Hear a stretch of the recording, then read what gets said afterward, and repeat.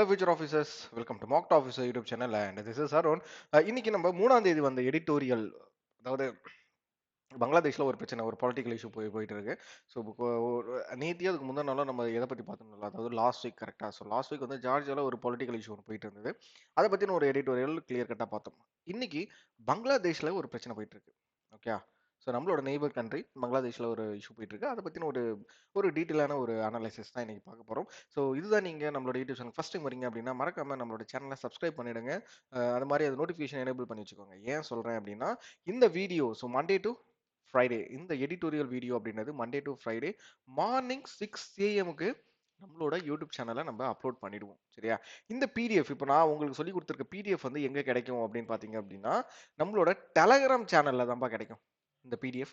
So அந்த Telegram சேனலில் எத்தனை மணிக்கு நம்ம அப்லோட் பண்ணிடுவோம் அப்படின்னா, 7 மணிக்கு, காலையில் 7 மணிக்கு நம்ம அப்லோட் பண்ணிடுவோம். ஸோ டெலகிராம் சேனல் எப்படி ஜாயின் பண்ணணும்னு கேட்டிங்க அப்படின்னா, அதோட டிஸ்கிரிப்ஷன் வந்து இந்த வீடியோவோட சாரி டெலகிராம் லிங்க் வந்து எங்கே இருக்குது அப்படின்னு பார்த்தீங்க அப்படின்னா, இந்த வீடியோவோட டிஸ்கிரிப்ஷனில் இருக்குது. போய் ஜாயின் பண்ணிக்கோங்க. இந்த பிடிஎஃப் டவுன்லோட் பண்ணிக்கோங்க. ரொம்ப ரொம்ப ரொம்ப யூஸ்ஃபுல்லாகவே இருக்கும். ஸோ இப்போ எஸ்பிஐ பிஓ ட்ரெண்டை மாற்றி விட்டுட்டாங்க ப்ரிலிம்ஸ் எக்ஸாமுக்கு.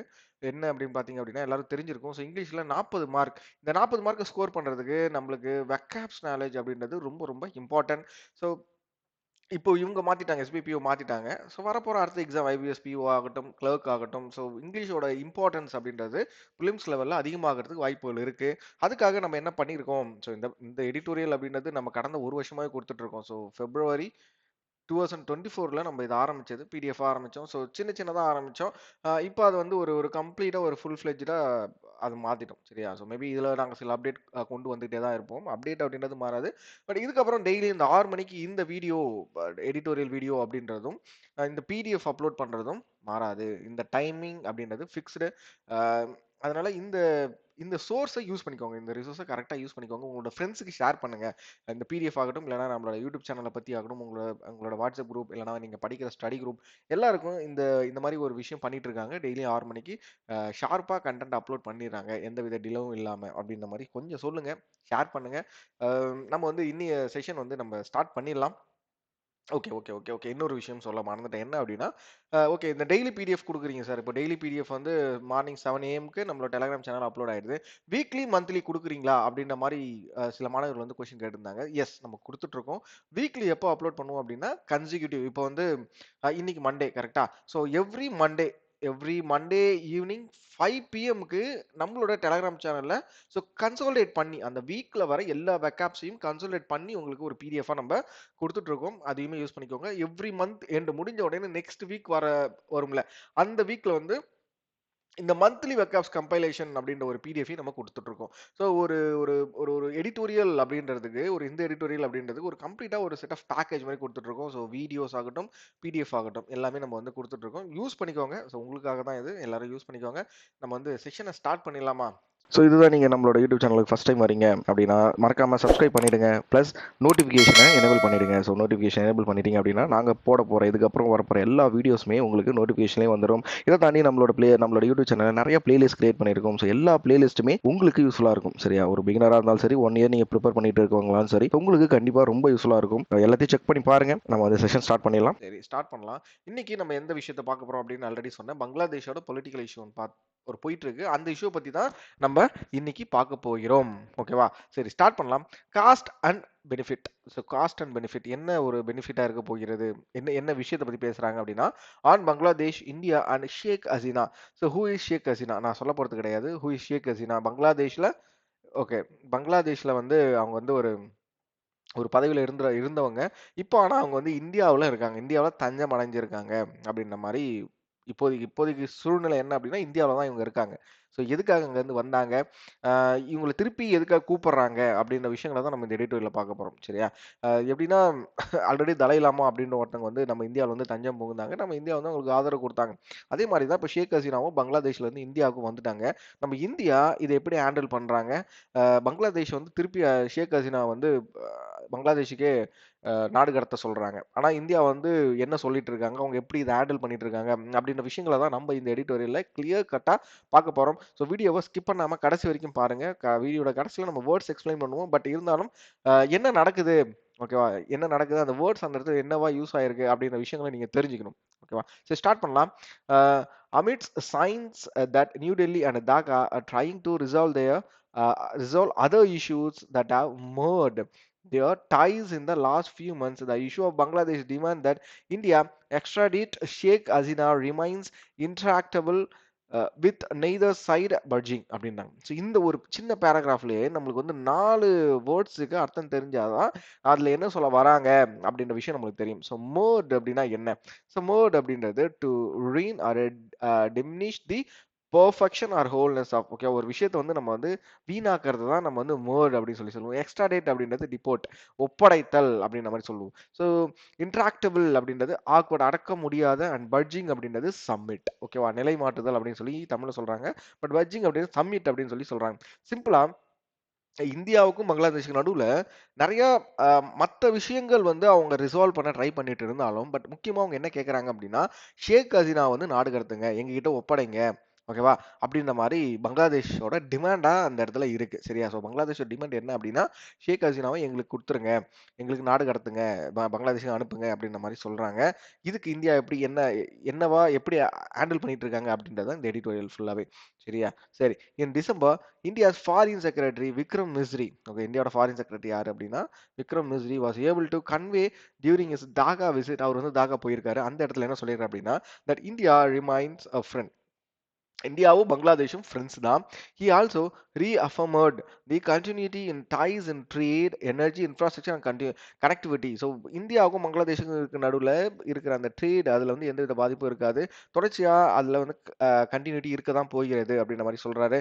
த two sides appear to have calm the situation at the border as well. So பார்டரில் நடக்கிற பிரச்சனையுமே ரெண்டு கண்ட்ரியும் சேர்ந்து அதை வந்து ஒரு கண்ட்ரோல் வச்சிருக்காங்க, இல்லை அந்த பார்டரில் வந்து அமைதி நிலவுது அப்படின்ற மாதிரி ஒரு விஷயத்த சொல்றாரு. அவர் அங்க போயிட்டு சொல்லியிருக்காரு. யாரு? நம்மளோட foreign secretary mister Vikram Misri அவர்கள். ஓகேவா? Finally the government indicated to a parliamentary committee that while miss Hasina remains in Delhi as India's guest, ஓகேவா, ஸோ ஹசீனா அவர்கள் வந்து இந்தியாவோட கெஸ்டா தான் இந்தியாவில் இருக்க போறாங்க. It had no track with a political pronouncement and messages targeting mister Yunus, ஓகேவா. ஸோ மிஸ்டர் யூனிஸ் யாரு அப்படின்றத எனக்கு கமெண்ட் செக்ஷன் சொல்லுங்க. சரியா? ஏன் இந்த இடத்துல மிஸ்டர் யூனுஸ் அப்படின்ற ஒருத்தர் நேம் வந்து மென்ஷன் பண்றாங்க அப்படின்றது இந்த எடிட்டோரியல் உங்களுக்கு ஃபுல்லா புரியுது. அப்படி இல்லைன்னா கூட நீங்க நெட்ல சர்ச் பண்ணி கூட மிஸ்டர் யூனுஸ்னா யாரு அப்படின்னு மாதிரி சொல்லுங்க. சரியா? The situation seem to shift last week. So ஏதோ ஒரு விஷயம் மாற போகிறது. என்ன விஷயம் அப்படின்னா, Bangladesh sent New Delhi note verbale or diplomatic missive demanding Miss Hasina's extradition to face trial for cases that include corruption and a Dhaka-based international crime tribunal charge that she had perpetrated crimes against humanity in ordering a police crackdown on student protesters. இந்த இடத்துல இந்த paragraph பெரிய paragraph ஒன்று நான் பெருசாக ஒன்று படித்தேன். சிம்பிளாக நான் சொல்கிறேன் கேளுங்களேன். இவங்க என்ன சொல்கிறாங்க இந்த பேராகிராஃபில், இந்த மாதிரி வந்து பங்களாதேஷ் வந்து இந்தியாவுக்கு ஒரு ஒரு ஒரு ஒரு ஒரு ஒரு ஒரு வெர்பல் நோட் ஒன்று அனுப்பியிருக்காங்க. இல்லைன்னா வந்து டிப்ளமேட்டிக் கடிதம், அதாவது கடிதம் எழுதுதல் அப்படின்னு சொல்லி நீங்கள் நியூஸ்லாம் கேட்டிருப்பீங்க. அது மாதிரி ஒரு கடிதம் எழுதியிருக்காங்க. எதுக்காக அப்படின்னா, ஹசினா வந்து எக்ஸ்ட்ராடேஷன் பண்ணுங்க, எங்க நாட்டுக்கு அனுப்புங்க. எதுக்காக அப்படின்னா, அவங்களுக்கு இந்த மாதிரி அவங்களுக்கு எதிராக கரப்ஷன் அப்படின்ற ஒரு விஷயமும், அதே மாதிரி நெக்ஸ்ட் அது மாதிரி கிரிமினல் கிரைம்ஸ் அகேன்ஸ்ட் ஹியூமனிட்டி அப்படின்ற ஒரு விஷயத்துக்கு அப்படி ஒரு விஷயத்துல அவங்க வந்து மாட்டியிருக்காங்க. ஓகே, அவங்க மேல வந்து கோர்ட்ல கேஸ் போயிட்டு இருக்கு. அந்த இன்டர்நேஷனல் கிரைமினல் ட்ரைபுனல் தாகா பேஸ்ட் பங்களாதேஷ்ல இருக்க ஒரு கோர்ட்ல வந்து இந்த மாதிரி கேஸ் போயிட்டு இருக்கு. அதுக்கு நாங்க வந்து அவங்கள வந்து கோர்ட்டுக்கு வந்து ஒப்படைக்கணும். அதுக்காக நீங்க எங்ககிட்ட ஹசீனாவை கொடுங்க அப்படின்ற மாதிரி பங்களாதேஷ் சைட்ல இருந்து இந்தியாவுக்கு ஒரு கடிதம் ஒன்று எழுதியிருக்காங்க. இந்த இடத்துல மிஸ்ஸீவ் அப்படின்னா என்ன? ஸோ மிஸ்ஸீவ் அப்படின்றது மெசேஜ், ஓகேவா, கடிதம். அதே மாதிரி பெர்பட்ரேட்டட் அப்படின்னா என்ன? கமிட், ஓகே, குற்றம் புரிதல் அப்படின்ற மாதிரி சொல்றாங்க. ஸோ அவங்க வந்து குற்றம் புரிஞ்சிருக்காங்க. பெர்பட்ரேட்டட் அப்படின்றது குற்றம் புரிதல், ஓகேவா. இந்த விஷயத்த தான் சொல்றாங்க. ஸோ ஏன் அவங்கள வந்து நாடு கடத்த சொல்றாங்க அப்படின்றது உங்களுக்கு இப்போ புரிஞ்சிருக்கும். இதுல இந்தியாவோட நிலைப்பாடு என்ன அப்படின்றது உங்களுக்கு கடைசியா தான் தெரியும். ஸோ லாஸ்ட் பேராகிராஃப் தான் சொல்லுவாங்க. அதனால தொடர்ச்சியா எடிட்டோரியல் பாருங்க. The India's Bangladesh extradition treaty 2013. So இந்தியாவுக்கும் பங்களாதேஷுக்கும் நடுவுல இந்த எக்ஸ்ட்ரேஷன் ட்ரீட்டி அப்படின்ற ஒரு விஷயத்த வந்து 2013 போட்டிருந்தாங்க. ஓகேவா. அதை வந்து எப்போ அமெண்ட் பண்ணாங்க அப்படின்னா 2014 அமெண்ட் பண்ணாங்க. Sets out of course of procedures quite clearly which needs to be pursued through a formal representation from Bangladesh to India. So அந்த அமெண்ட்மெண்ட்ல அந்த 2014 ஒரு அமெண்ட்மெண்ட் பண்ணாங்கல்ல, அந்த அந்த ட்ரீட்டி படி கரெக்டா ப்ரொசீஜர் படி தான் இந்தியா வந்து இந்தியால இருந்து பங்களாதேஷுக்கு யாரா இருந்தா நம்ம எக்ஸ்ட்ரேட் பண்ண முடியும் அப்படின்ற மாதிரி சொல்றாங்க. ஓகேவா? ஸோ இதுதான் இந்தியாவோட நிலைப்பாடாவும் இருக்கு. நாங்க அந்த இந்தியா பங்களாதேஷ் ட்ரீட்டி படி தான் எதா இருந்தா அதை படி தான் செயல்படுவோம். ஸோ அந்த ட்ரீட்ல என்ன சொல்றாங்க அப்படின்ற ஒரு கொஸ்டின் இப்போ உங்களுக்கு வரும். சரி, அந்த ட்ரீட்ல என்ன சொல்றாங்க, இந்தியா வந்து எதுபடி செயல்பட போகிறது அப்படின்ற மாதிரி உங்களுக்கு டவுட் வரும். அதுக்குமே ஆன்சர் வந்து அடுத்த பேராகிராஃப்ல இருக்கு. தொடர்ச்சியா பார்ப்போம். த note the note verbal appears to be meant only to assuage domestic political constituencies, while India's external affairs ministry response not rejecting it outright அப்படின்னாங்க. ஸோ இது வந்து ஒரு ஆக்சுவலாக ஒரு ஃபேர்சல் வேர்ப் கிடையாது, இந்த இடத்துல தப்பா மென்ஷன் பண்ணியிருக்காங்க. Rejecting it outright seems to be non-exclutory way of dealing with the situation அப்படின்னாங்க. ஸோ சிம்பிளா பாருங்களேன், இது வந்து இன்னும் இது வந்து ஒரு மாதிரி குழப்புற மாதிரி இந்த ஸ்டேட்மெண்ட் கொடுத்துருக்காங்க. இது வந்து இந்தியாவோட ரெஸ்பான்ஸ் தான். ஸோ அவங்க வந்து கடிதம் எழுதிட்டாங்க, இந்தியாவுக்கு வந்து கடிதம் எழுதிட்டாங்க. ஸோ இந்தியா சைட்லேருந்து என்ன சொல்றாங்க, இதை வந்து நாங்கள் வந்து எந்தவித பிரச்சனையும் இல்லாமல் கரெக்டாக சுமூகமாக முடிக்கணும் அப்படின்ற மாதிரி தான் இந்த பேராகிராஃப்ல சொல்றாங்க. அவங்க என்ன சொல்றாங்க, rejecting it outright seems to be non escalatory. இந்த இடத்துல நான் எக்ஸ்கலேட்டரி அப்படின்றது என்ன அப்படின்னு பாருங்களேன். ஸோ நான் எக்ஸ்கலேட்டரி அப்படின்றது ரெடியூஸ். ஓகேவா? ஸோ ஒரு பிரச்சனை இருக்கு அப்படின்னா அந்த பிரச்சனையை நாங்கள் டைரக்டா, அதாவது சுமூகமா ஒரு விஷயத்தை நாங்கள் எப்படி சால்வ் பண்ணணும் அப்படின்றத தான் பார்ப்போம். அதாவது அவங்க டைரக்டா ரிஜெக்ட் பண்ணல, பட் நாங்கள் அதை வந்து எப்படி சுமூகமா தீர்க்கணும் அப்படின்ற மாதிரி தான் நாங்கள் பார்க்க போறோம் அப்படின்ற மாதிரி இந்தியா சைட்ல இருந்து ஒரு ஸ்டேட்மெண்ட் கொடுக்குறாங்க. சரி, இந்த ஸ்டேட்மெண்ட் கவனிங்களேன். அடுத்த பேராகிராஃப் ஸ்டார்ட் பண்ணுவோம். while the legalities of request can be subject of the protracted negotiations, it is important to ensure that the issue does not hold India Bangladesh relations hostage. So இந்தியாவுக்கும் பங்களாதேஷுக்கும் இருக்கிற நடுவில் இருக்க அந்த ரிலேஷன்ல எந்தவித பிரச்சனையும் வந்துடக்கூடாது அப்படின்றதுல இந்தியா ரொம்ப ஸ்ட்ராங்கா இருக்காங்க. சரி, அடுத்தது த யூனிஸ் கவர்மெண்ட் அப்படின்னாங்க. யூனிஸ் அப்படின்றது யாரு அப்படின்றத நான் கொஸ்டின் கேட்டிருந்தேன். The Yunus government must understand that. So இப்போ வந்து ஒரு ஹிஸ்டரியை பத்தி பேச போறாங்க. ஏன் வந்து ஷேக் ஹசீனாக்கு வந்து இந்தியா வந்து அவங்களுக்கு வந்து இடம் கொடுத்தாங்க, எப்படி வந்து இந்தியாவுக்குள்ள அவங்க உள்ள வந்தாங்க அப்படின்ற விஷயத்தை தான் சொல்ல போறாங்க. Understand that history of India's relationship with Miss Hasina and her family is forged in a sacrifice made in both countries for the liberation of Bangladesh. So liberation of Bangladesh அந்த டைம்ல மிஸ் ஹசீனா அவங்களோட family வந்து கொண்டுட்டாங்க, எல்லாருமே கொண்டுட்டாங்க. So அவங்களோட தியாகம் அப்படின்றது வந்து இந்தியாவோட மைண்ட் செட்ல இந்தியா இன்னும் அதை வந்து நினைச்சிட்டு இருக்கு அப்படின்ற மாதிரி தான் சொல்றாங்க. ஸோ அதனாலதான் அவங்களுக்கு இப்போ இந்த ஹசீனாவையும் அவங்க காப்பாத்திட்டு இருக்காங்க அப்படின்ற மாதிரி இந்த ஸ்டேட்மெண்ட்ல சொல்றாங்க. The assassination of her father, அவங்க அப்பாவை கொண்டுட்டாங்க, Sheikh Mujibur Rahman and members of family members 1975 1975 கொண்டுட்டாங்க. And first exile in India strengthen the bond அப்படின்றாங்க. புரியுதா? இப்ப ஏன் வந்து இந்தியா வந்து ஷேக் ஹசீனாக்கு இடம் கொடுக்குறாங்க அப்படின்றதுக்கு இதுதான் காரணம். ஸோ அந்த டைம்ல இவங்க ரெண்டு பேருக்குள்ள இருந்த ஒரு மிகப்பெரிய, அதாவது முஜிபுர் ரஹ்மான் இருந்தார்ல, அவர் வந்து அவரு இந்தியாவுக்கு செஞ்சதும் இந்தியா வந்து அவருக்கு செஞ்சதும் ரொம்ப பெருசு. ஓகேவா? ஸோ பாகிஸ்தான்கிட்ட இருந்து இவங்க வந்து பங்களாதேஷுக்கு ஒரு விடுதலை மாதிரி தான் வாங்கி கொடுத்தாங்க. இப்போ போர்லாம் நடந்துச்சு 1975 அரௌண்ட்ல. ஸோ அதனால தான் இப்போ ஹசீனா தைரியமா இந்தியாவில் இருக்காங்க அப்படின்ற மாதிரி ஒரு ஹிஸ்டரியை இந்த இடத்துல பேசுறாங்க. ஸோ இது வந்து ஹிஸ்டரி பேஸ்டு ஸ்டேட்மெண்ட் தான். It is futile to expect that India's would simply and Miss Hasina over when she has sought refuge here and no amount of coercive pressure could force an Indian government to comply. Okay, the decision to shelter the Dalai Lama in 1959, for example. So இந்த இடத்துல இந்த statement சொல்றாங்க, it is futile to expect that India would simply hand Miss Hasina over சொல்றாங்கல்ல, அந்த இடத்துல India வந்து சிம்பிளா கொடுக்காது. சிம்பிளா ஒருத்தவங்களை எடுத்துட்டு போயிட்டு அவங்களை எடுத்துமே கொடுக்காது. she has sought refuge here when she has sought refuge here அப்படின்னாங்க. இந்த இடத்துல என்ன சொல்ல வராங்க, அவங்க வந்து இந்த இடத்துல ரெஃப்யூஜி மாதிரி இருக்கிறதுனால அவங்களுக்கு ஈஸியாக என்னால் கொடுக்க முடியாது. And no amount of coercive pressure could force and Indian government to comply. So எந்த மாதிரியான ப்ரெஷர் கொடுத்தாலும் இந்தியன் கவர்மெண்ட் அதுக்கு ஒத்துழைக்காது அப்படின்ற மாதிரி சொல்றாங்க. த டிசிஷன் டு ஷெல்டர் தலைலாமா 1959 தலைலாமா இந்தியாவில் தான் இருந்தாரு. For example as not waived despite Chinese pressure. So Chinese சைட்லேருந்து என்ன ப்ரெஷர் வந்தாலும் அவங்க தலைலாமா இந்தியாவிலேருந்து வெளியேற்றல. ஃபர்தர்மோர் bringing Ms. Hasina to account is not the mandate of a interim regime and that should be pursued by the government duly elected by the Bangladeshi people. நான் முன்னாடி சொன்னேன், போன பேராகிராஃப்ல சொன்னேன். இந்தியா பங்களாதேஷ் நடுவுல ஒரு ட்ரீட்டி இருந்தது அப்படின்ற மாரி. அந்த ட்ரீட்டி படி என்ன என்ன சொல்ல வராங்க அப்படின்னா, இன்டரிம் கவர்ன்மெண்ட் இன்டரிம் கவர்ன்மெண்டால எந்த ஒரு விஷயத்தையும் முடிவெடுக்க முடியாது. கவர்ன்மெண்ட் வந்து ஃபுல்லி, அதாவது டியூலி எலெக்டட் கவர்ன்மெண்ட் இருந்தா மட்டும் தான் அந்த ட்ரீட்டி வந்து ஒர்க் அவுட் ஆகும். ஓகே, அதுதான் இந்த ஸ்டேட்மெண்ட். நான் ஒரு கொஸ்டின் கேட்டிருந்தேன்ல, அந்த கொஸ்டினுக்கு இதுதான் இந்த இடத்துல statement.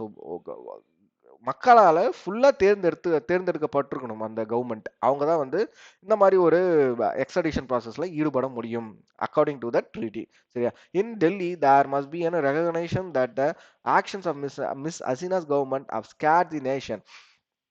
The fact that she is making political statement with ease from the India is likely embittered ties, and New Delhi must conduct a full cost benefit analysis of how helpful these statements are. So அவங்க வந்து இந்திய மண்ணில இருந்து எந்தவித statement கொடுக்க முடியாது. அதாவது எந்தவித ஆட்சி அதிகாரத்துக்கும் அவங்க வந்து எந்தவித ஸ்டேட்மெண்ட் கொடுக்க முடியாது அப்படின்ற மாதிரி சொல்றாங்க. அப்படி கொடுக்கறதா இருந்தா என்ன ஆகும் அப்படின்னா எம்பிட்டர் அப்படின்னாங்க. இந்த இடத்துல எம்பிட்டர் அப்படின்னா என்ன? ஸோ மனக்கசப்புன்னு சொல்லுவாங்கல்ல, ஒருத்தவங்களுக்குள்ள மனக்கசப்பு அப்படின்ற மாதிரி சொல்லுவாங்கல்ல, அதுதான் இந்த இடத்துல மீன் பண்றாங்க. ஸோ இதனால இந்தியா பங்களாதேஷுக்குள்ள இருக்கிற டைஸ் அப்படின்றது பாதிப்படையக்கூடாது அப்படின்ற மாதிரி சொல்றாங்க.